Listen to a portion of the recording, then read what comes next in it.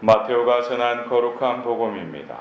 주님 영광 받으소서. 그때 예수님께서 제자들에게 말씀하셨다. 너희는 씨 뿌리는 사람의 비유를 새겨 들어라. 누구든지 하늘나라에 관한 말을 듣고 깨닫지 못하면 악한 자가 와서 그 마음에 뿌려진 것을 빼앗아간다.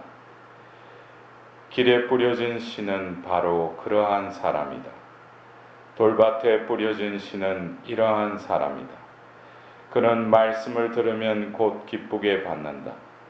그러나 그 사람 안에 뿌리가 없어서 오래가지 못한다. 그래서 말씀 때문에 환난이나 박해가 일어나면 그는 곧 걸려 넘어지고 만다. 가시덤불 속에 뿌려진 씨는 이러한 사람이다. 그는 말씀을 듣기는 하지만 세상 걱정과 재물의 유혹이 그 말씀에 숨을 막아버려 열매를 맺지 못한다. 좋은 땅에 뿌려진 씨는 이러한 사람이다. 그는 말씀을 듣고 깨닫는다. 그런 사람은 열매를 맺는데 어떤 사람은 100배, 어떤 사람은 60배, 어떤 사람은 30배를 낸다. 주님의 말씀입니다. 그리스도님 참배합니다. 그런 경우에는 우리가 하나님이 이루시려고 하는 그 계획과 그 때에 맞춰서 또 이루시는 당신의 그 뜻을 우리가 알아차리기가 참 힘들죠. 오늘 일독서의 예레미야서를 이렇게 들으면서도 이미 예레미야 예언자를 통해서는 그들이 이제 바벨론 유배를 갈 것임을 이미 예정하시고 그들은 이제 바빌론 유배의 그 길을 그냥 따라서 가야 돼요. 그게 하나님의 계획입니다.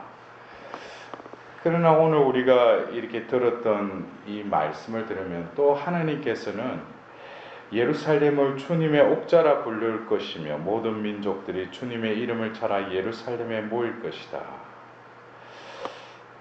어쩌면 지금 현실하고 어떻게 보면 다가오지 않은 어떤 미래 사이에서 이런 어떤 우리의 한계성이라고 할까.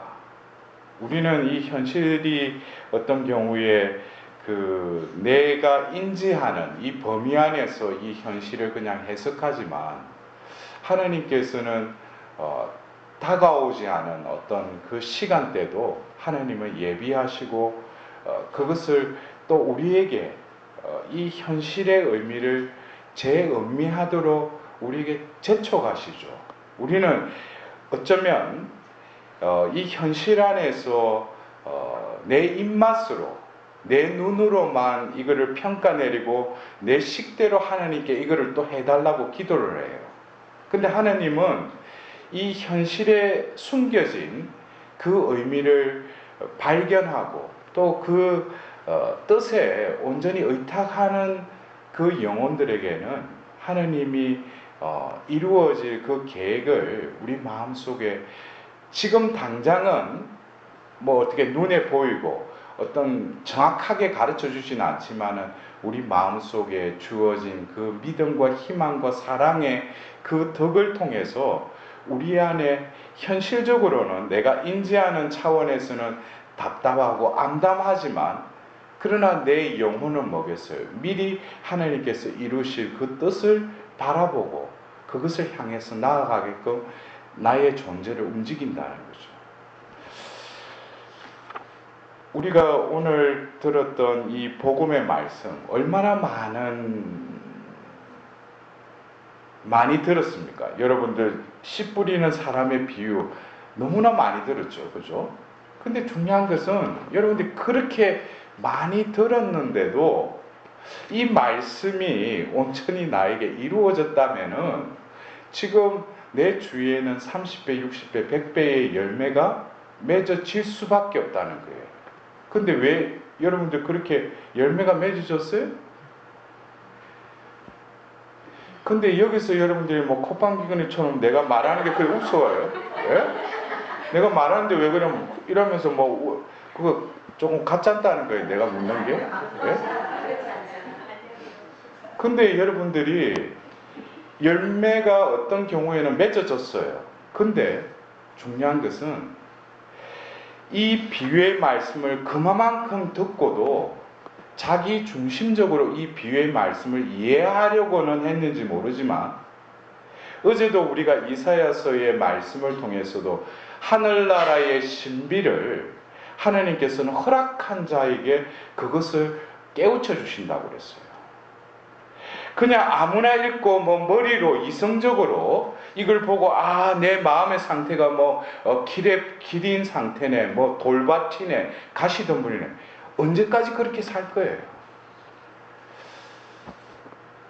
우리가 이렇게 비유의 말씀을 듣고 진정 우리에게 이 말씀을 깨우쳐 주는 것은 내가 이해하는 것이 아니라 신비를 깨우쳐 주시도록 하나님께서 허락해 주셨다면 내가 진정으로 이 말씀의 이 진이 왜 우리에게 이 비유의 말씀을 왜 주시는가, 그것에 대한 진정으로 내가 궁금해하고 성령께 그것을 물어보면서 이 말씀의 뜻을 제대로 가르쳐 달라고. 그러나 여기서 우리가 핀트가 안 맞는 게, 제가 조금 전에 말씀드렸듯이 이 비유의 말씀을 자기 중심적으로 이해하고 해석하려고 하면은 매번 들어도 그 수준에서만 이 비유의 말씀이 더 이상 내 안에서 자라질 않는다는 거예요. 제가 말씀드렸죠. 매번 이 씨 뿌리는 비유하면 내 마음의 상태가 내가 이 좋은 땅이 돼야 되는데, 그것은 뭐예요? 설령 여러분도 안 그래요? 그 씨 뿌리는 사람이 어떤 그 땅에 씨를 뿌렸는데 그게 열매를 맺지 않아요. 근데 그 땅을 개간하고 비료를 주고 그거는 땅이 스스로 할 수 있어요? 여러분도 한번 생각해 보세요. 내 마음이 이런 상태다. 그거 어떻게 하란 말이에요? 그거는 내 스스로는 이 땅인 상태인 그 땅은 뭐예요? 아무것도 할 수 없다는 거예요. 그것을 뭐예요?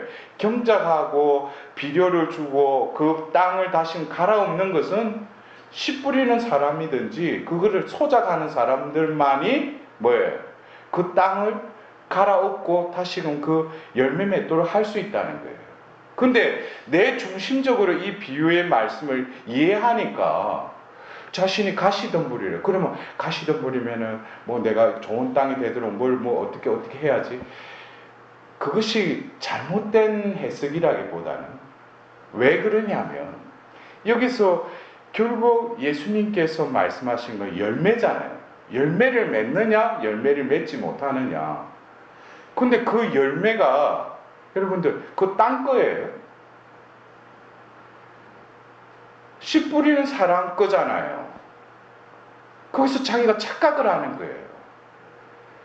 이 비유의 말씀을 자기가 땅인 주제에 자기가 땅을 스스로 자기가 개간해가 뭐 좋은 땅이 되겠다고 백날 결심해봐야 안 돼요. 그리고 뭐예요? 이 열매는 나에게는 아무런 대가성이 없다는 거예요. 씨를 뿌리고 그걸 개간하고 열매를 맺게 하는 분도 뭐예요? 그 씨 뿌리는 사람, 소작하는 사람이 그 열매를 맺게 하는 거죠. 그러면 그 열매는 누가 가져가요? 예? 그 땅이 가져가요? 그러니까 여기서 뭡니까? 자기 중심적으로 해석을 하니까 이게 30배, 60배, 100배의 열매가 내 건 줄 알아요. 그러니까 이게 안 풀리는 거지. 자기 중심적으로 이 비유의 말씀을 그냥 자의적으로 해석하는 거예요. 그렇게 많이 이 씨 뿌리는 비유를 듣고도 뭐예요? 중요한 것은 깨우치는 그 주체가 내가 백날 이거를 읽고 어떻게 하면은 뭐 이거를 알 수 있을까? 어제 말씀처럼 허락한다는 거예요. 그러면 내가 깨우치는 게 아니고 설령 이것은 어떤 면에서 우리가 다른 종교인 불교 같은 경우에는 뭐예요? 면벽을 하고 자력갱생으로 내가 끊임없이 또 수덕을 해야죠. 예? 자기가 어떤 그 수련을 통해서 뭐예요? 덕도하고 해탈을 하잖아요. 그러면 그리스도교는 그러면은 똑같은 깨달음의 어떤 그 경지에 이르는 데 있어서 삼일째 하나님은 그 깨달음의 그 주도권을 하나님이 가지고 계시다는 거예요. 그러면은 우리가 깨닫는다는 것은 뭐예요? 나 자신의 모든 그 어떤 사고 체계, 그 다음에 내가 깨달을 수 있는 어떤 지성력, 이런 모든 부분도 뭐예요?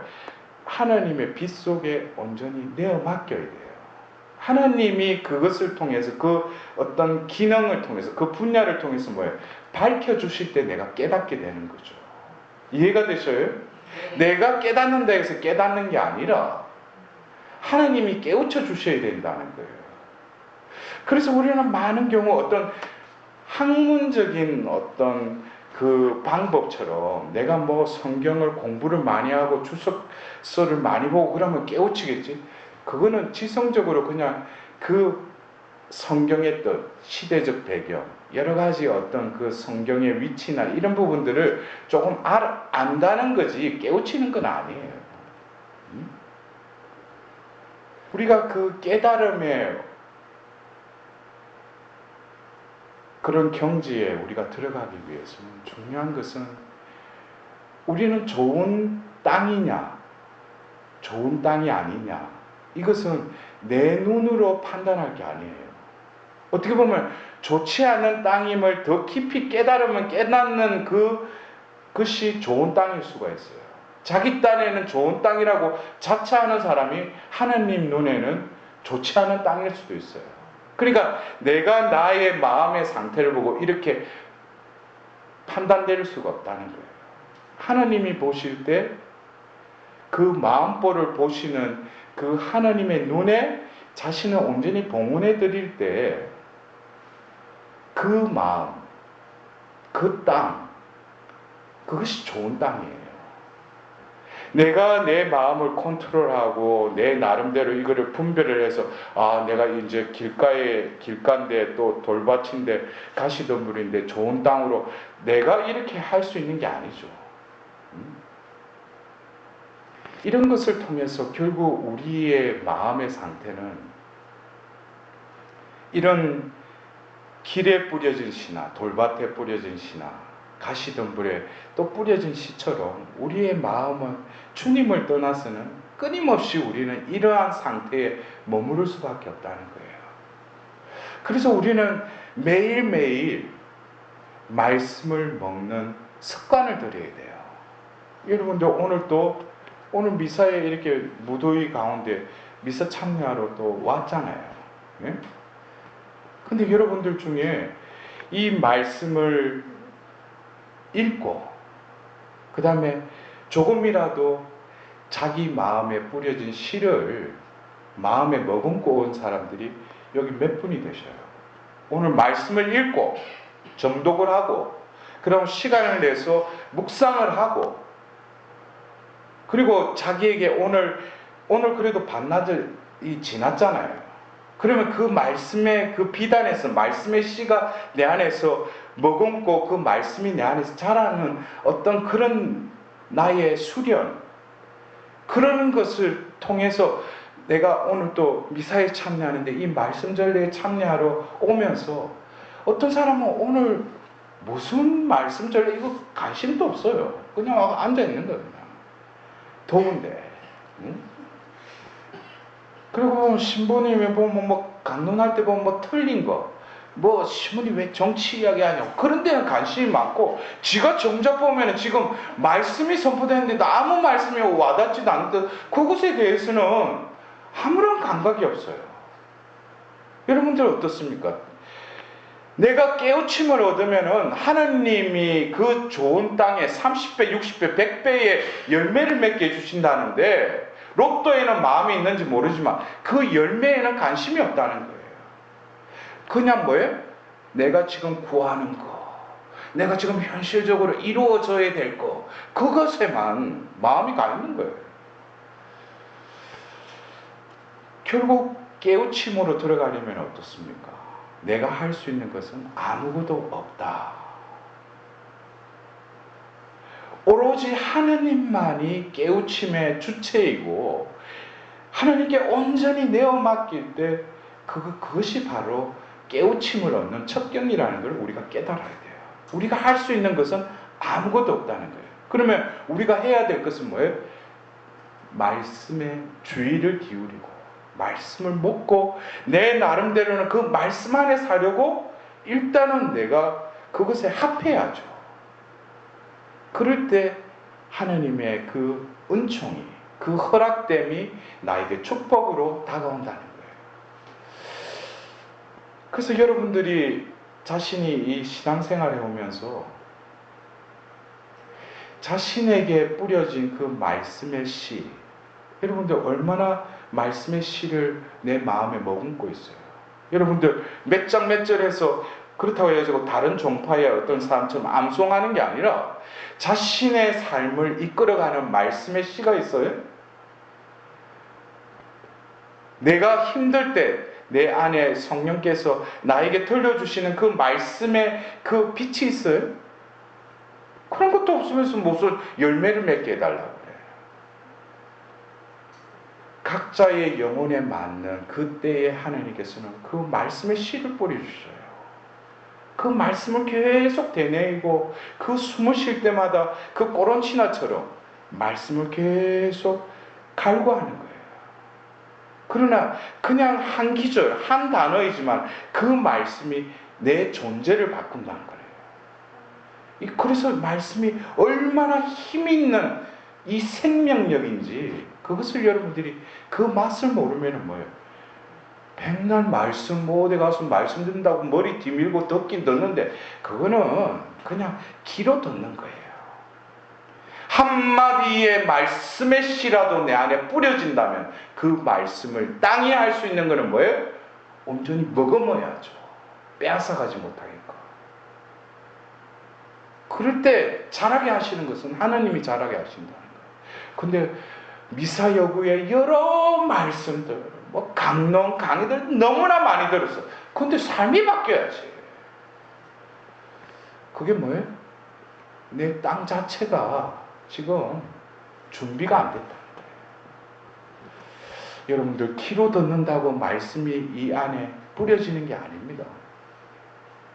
내가 진정 그 말씀에 내 존재를 내어던지고 말씀이 나를 변화시키리라는 그 확고한 선택이 있을 때 성령께서는 그 마음에 그 씨를 뿌려주셔요. 많은 씨가 이곳에 뿌려지지만 중요한 것은 뭐예요? 안착할 장소가 없는데. 그래놓고 무슨 오늘 또 말씀을 듣고 뭐예요? 끝에 그리스도님 찬미합니다.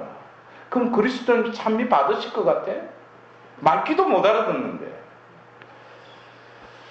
여러분들 우리가 이런 무더운 이 날씨 가운데 어떻게 보면 청량음료처럼 이 그늘처럼 말씀을 듣고 그 말씀이 나에게 이렇게 탁 안착했을 때 이 말씀이 오늘 얼마나 올막같이 단지 그 말씀이 내 삶의 주춧돌이 되어서 나의 삶을 움직이는 그 생명력이 내 안에 꿈틀거릴 때 이것은 세상 사람들이 느끼는 그 환희와 그 희열이 아니죠.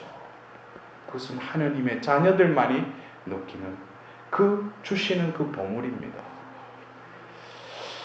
여러분들 오늘 예레미야스를 통해서 예루살렘을 주님의 옥자라 부를 것이고 모든 민족들이 주님의 이름을 찾아 예루살렘에 모일 것이다 그랬어요. 그 예루살렘은 다른 곳이 아니라 바로 내 존재요 내 안임을 깨달을 때 진정으로 하나님의 그 은총이 물밀듯이 내 존재 안에 충만되이 찰 뿐만 아니라 그 참은 흘러넘침으로 또 이웃에게 내 주위에 그 말씀의 그 영양분이 흘러갈 것입니다. 오늘도 이 미사를 통해서 진정으로 주님의 열매를 맺는 그 때가 얼마 남지 않았다는 것을 깨닫고 하나님 앞에 가서 분명히 너가 그만큼 미사에 참여하고 말씀을 들어놓고 성경을 받아놓고도 열매가 맺어지는 것이 없다면 하나님은 그게 응당한 심판을 내리실 거예요.